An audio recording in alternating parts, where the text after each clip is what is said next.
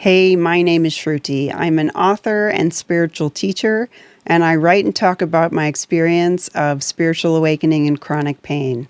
In 2018, I had an allergic reaction to an ear piercing that radically altered my appearance and my life. The condition, which is rare, is called erythromelalgia and feels like you have a hot frying pan stuck to your ear and face.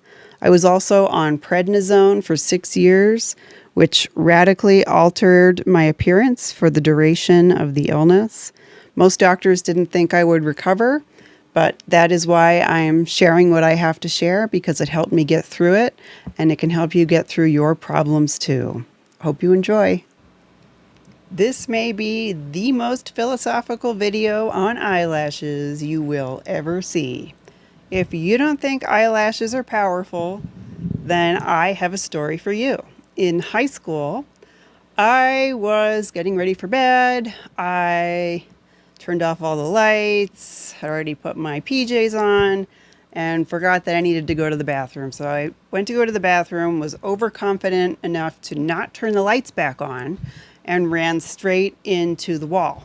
And I ran into the wall in such a way that I gashed open, you can kind of see it actually, this kind of scar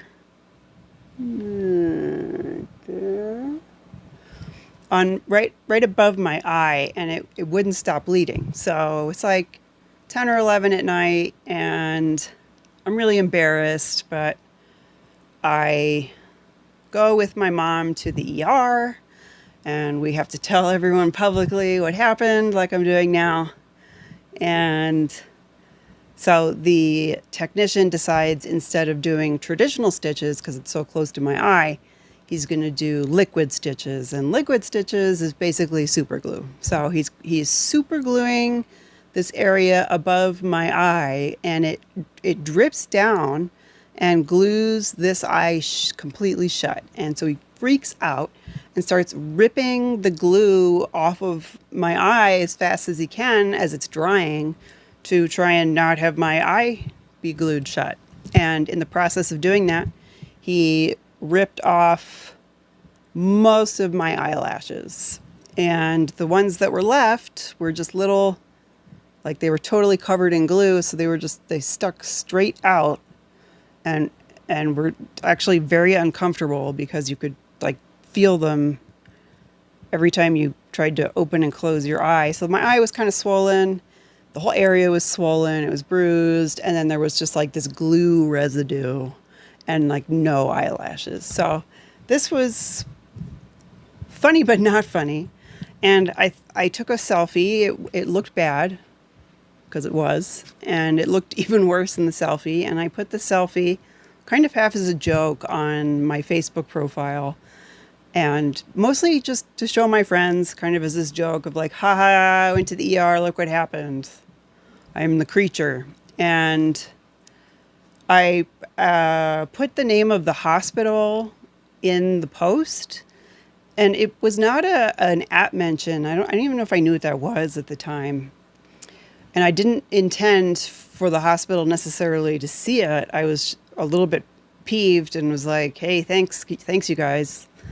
And somehow they saw it, because the name of the hospital got back to them, and with this horrible photo. And so here's this like really pretty bad looking photo of this girl with her eyelashes ripped out next to the name of their hospital. And I guess they freaked out. And the CEO wrote me letters at my house apologizing profusely.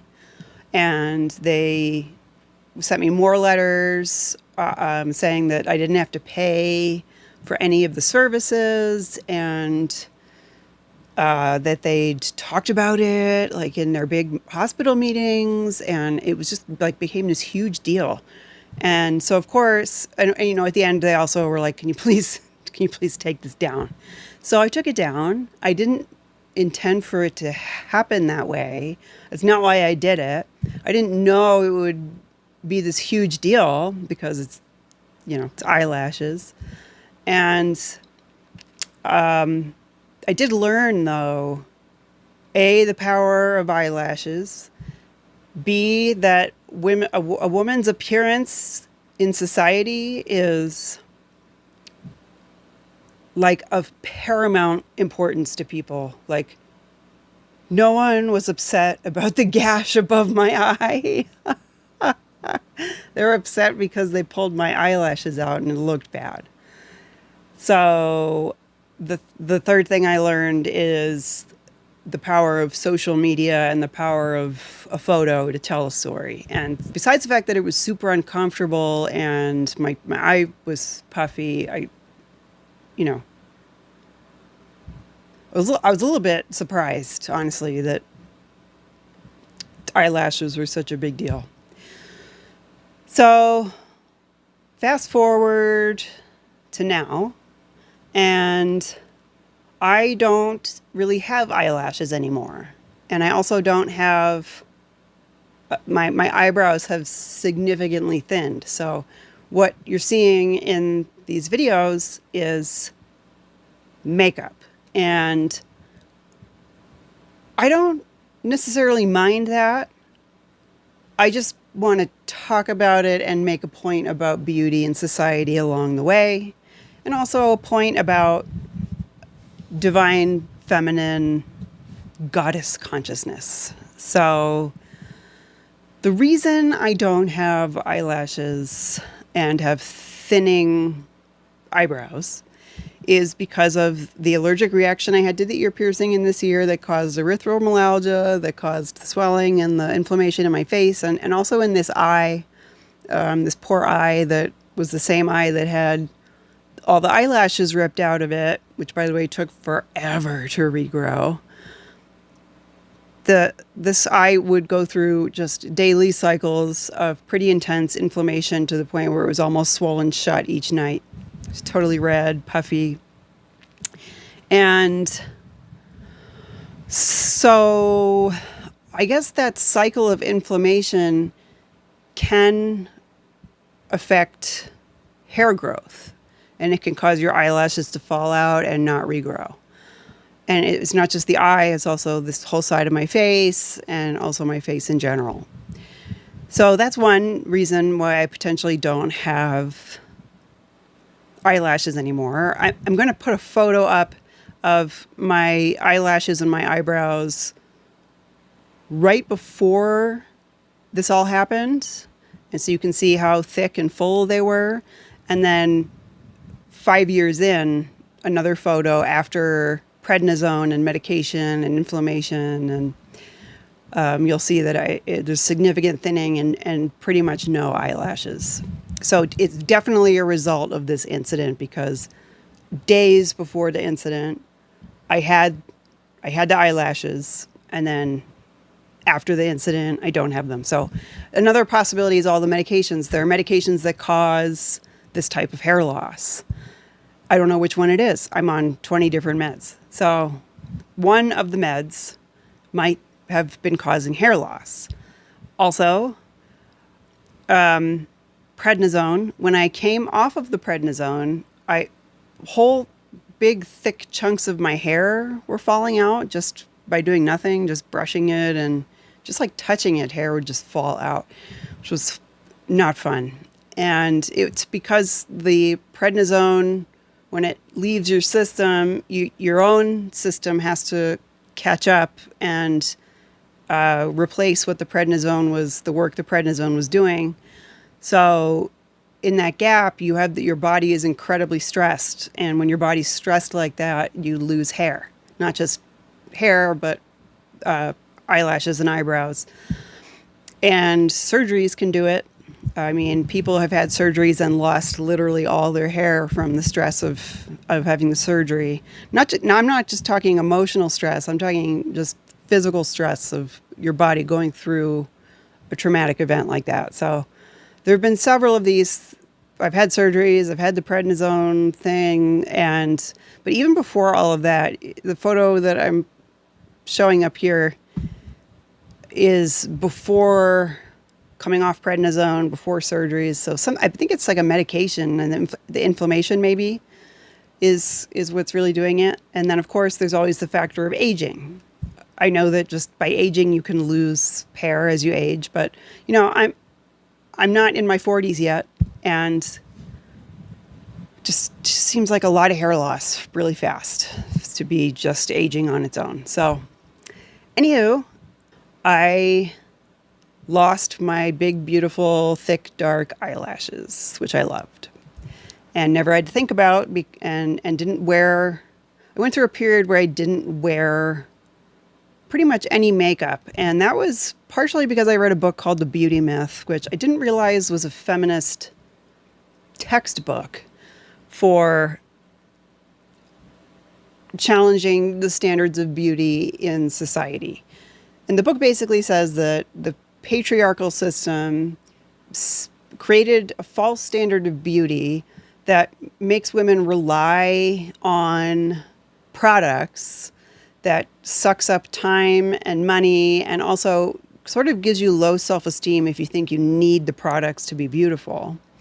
And the whole system kind of makes you feel like if you just looked beautiful, you would have better self-esteem. And so it is toxic.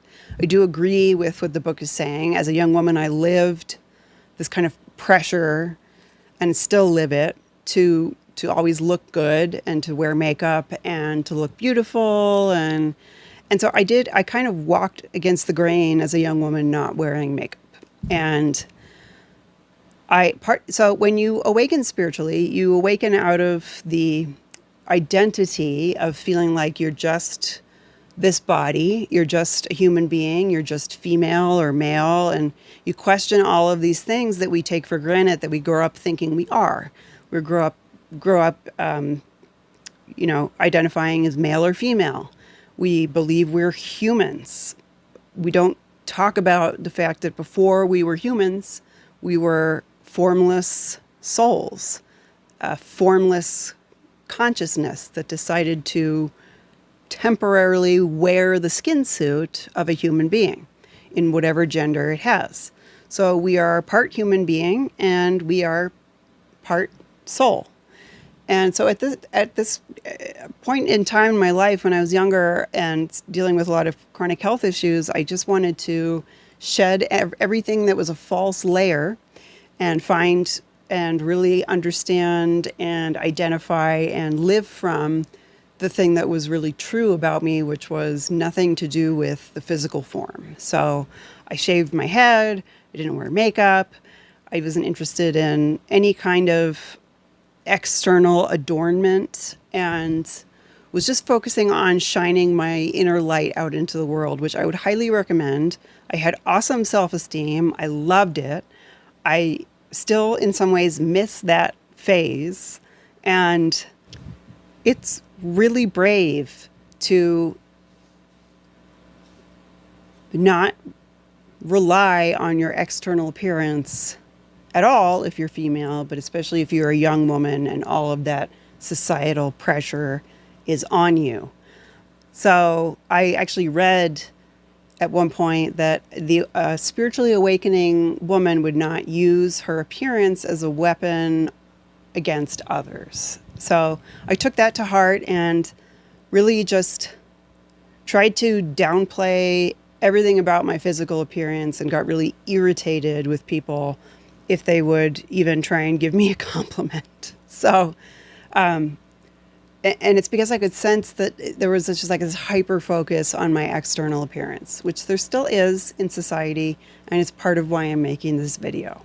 So even just by being in front of a camera at all, as a woman, you're immediately objectified. It's just like there's this automatic response looking at a photo or a video to judge and react to the appearance of the woman on the camera.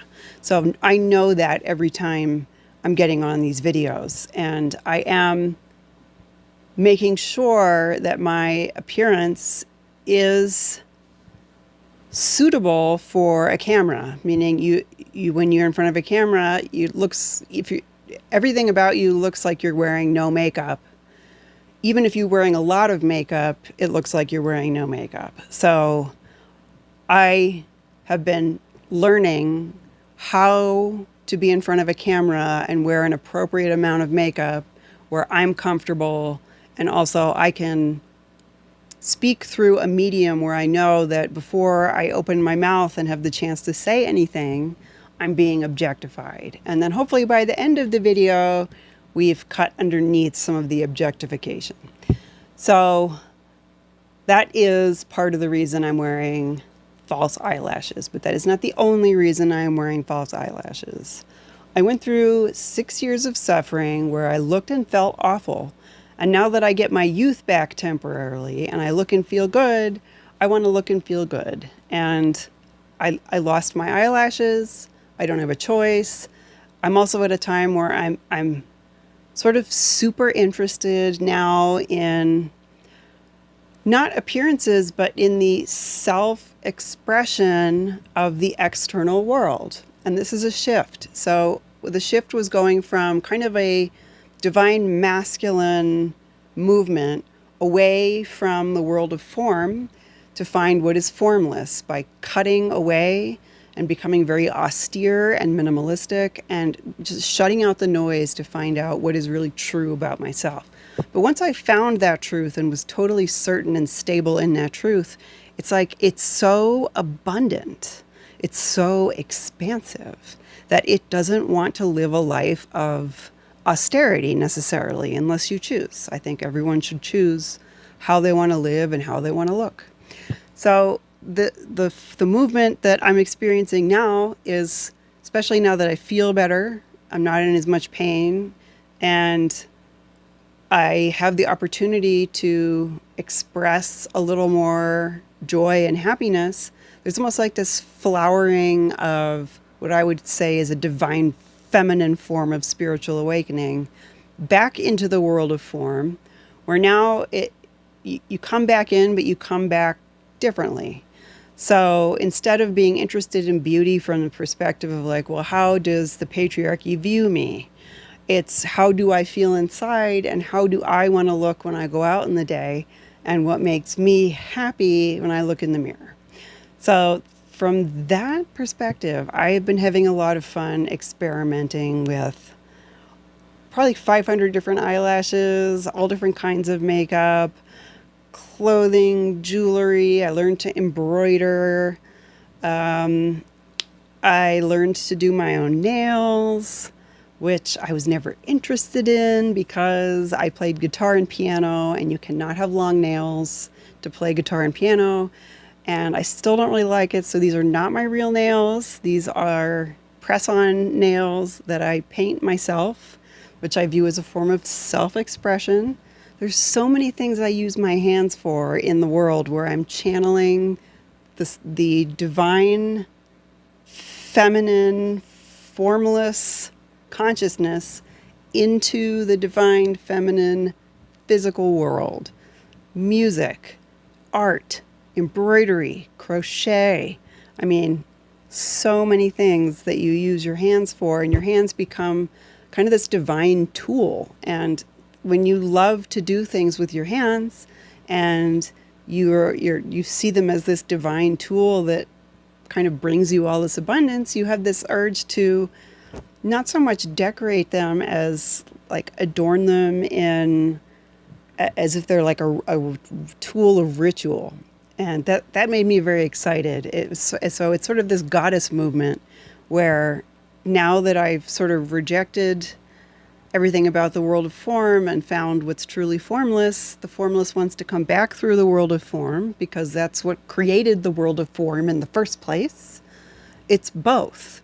It's the formless and also the form. But there's a big difference between trying to create in the world of form as an ego only and trying to create in the world of form using your ego as a tool, perhaps, but channeling everything from divine source, divine presence. And that's the movement that's happening now, and it's magical. I mean, the divine feminine is the source of magic. And magic is in beauty, it's in adornment, it's in decoration, it's in things that are flowery and delicate and feminine and all the things that the world classes as frivolous when seen just through the eyes of the patriarchy, which has really created this standard of beauty that's only based on what it thinks it wants, which is sex, and not really even understanding what that is. That's a whole other video. But what beauty is about much more than that. And beauty, when seen from the divine feminine, is about uniqueness. It's about self-expression. It's about, like, we should all be able to get up every day and go out looking the way we want to look and feeling the way we want to feel. If you're a dude and you want to wear fake eyelashes, I think you should do that. And if you want to, like, dress like a mermaid and walk around like a mermaid all day, I think you should do that.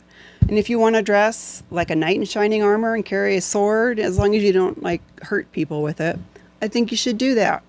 And if you're female and you don't want to wear any makeup and you don't give a crap about any of that, like, you do that. And if you're female and you want to just, like, glam it up and just wear, like, the most makeup you've ever seen, I think you should do that. I mean, I think that however you feel inside and however you want to express yourself in that moment, I think you should.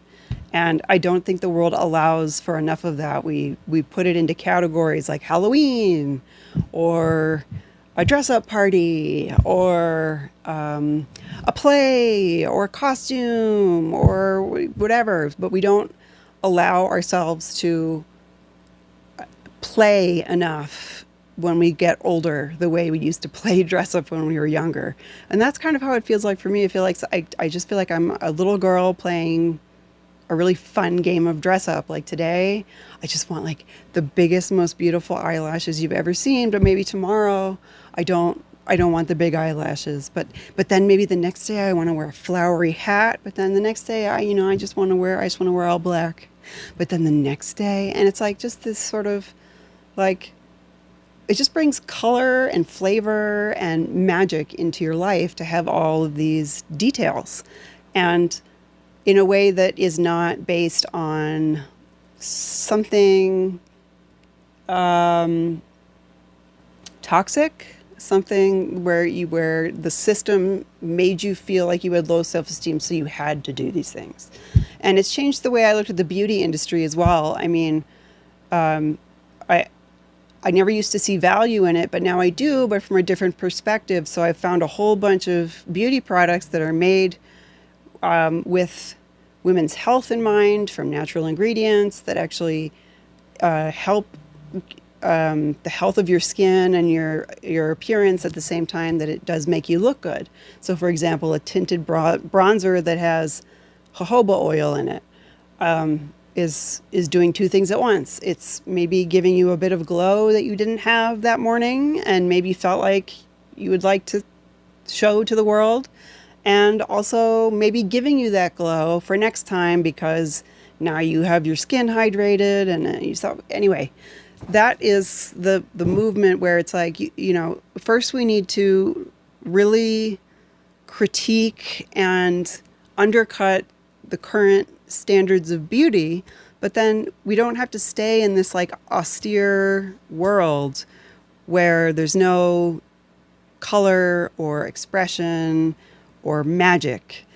And the magic is in the details. I mean, you could say that all of the little details of a macrame necklace are kind of frivolous, but, like, it wouldn't be a macrame necklace without all the little knots and little beads. And a butterfly is technically frivolous, but its fragility and its beauty is such a icon for humanity of the divine feminine, of the beauty of the earth. I mean, if a butterfly lands on you, the butterfly is, like, the most powerful thing in the world because you are, like, probably not going to move even a centimeter. That's how amazed you're going to be by the fragile little butterfly landing on you. So who's more powerful, you or the butterfly? And that's the power of the divine feminine. It's power through these things that the patriarchy has told us are frivolous and vain and silly. and then yet turn around, and if we don't do these things, there are consequences, and women are ridiculed and made fun of if they don't wear makeup. Any woman in the public eye, not just on a YouTube, but politicians, movie stars, the more powerful the woman gets, the more her appearance is critiqued. And it's designed to chip away at her self-confidence when in fact we should be uplifting whatever beautiful characteristic that woman has. And every woman and every person has a beautiful characteristic. I mean, not just internally, which of course is the most important, but I'm talking externally. Everyone externally has a beautiful characteristic that can be emphasized. And everyone has a unique form of beauty that, if we celebrated, would actually undercut our current power system of just consistently ranking women as objects that are more or less beautiful than each other, setting up this Cinderella-like dynamic. So I was in a sorority, and during rush, the girls would go into the basement with a catalog of photos of all the girls who were trying to join the sorority and rank them by their appearance to see who they would offer a bid to. And they would rank them based on appearance, based on what they thought a fraternity found attractive, because the more attractive girls in the sorority, the more invites you would get for parties from the fraternities, which I guess means that they paid for more stuff, which is just kind of a reflection of then what happens out in society, which is the more beautiful you are, you're almost getting paid for that. And linking getting paid to have to be more beautiful than someone else is extraordinarily toxic. So I'm not passing judgment necessarily on these girls. The whole system is set up this way, and it needs to stop. I mean, the whole cycle of jealousy between women is really inflamed by ranking a woman as more or less beautiful than one another, by comparing someone just on their external appearance in a way where someone could be better or worse rather than just unique and unique. If you're unique and unique, you're equal. If you're better or worse, you're obviously better or worse, and it is completely false. So that is my philosophical view of beauty and eyelashes and makeup and the movement of the divine masculine away from the world of form to find the formless, and then the movement back from the divine feminine back into form to find out that Mother Earth and mothers and women and all of the world of form is also an expression of God and the divine and the formless, and should be treated as not just beautiful, but sacredly beautiful. This whole world is a channel of divine source. And when we come to realize that, we also come to see the sacredness of women, and not just the external objectified image of women, but beauty that comes from the inside and radiates outward.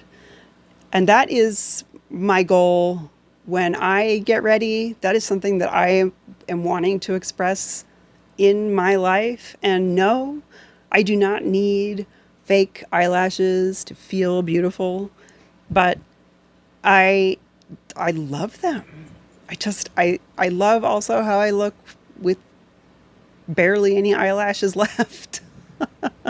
But I also I feel so happy to play this, this expression of, to express this form of feminine beauty with the help of the fake eyelashes that account for the medical loss of hair on my face.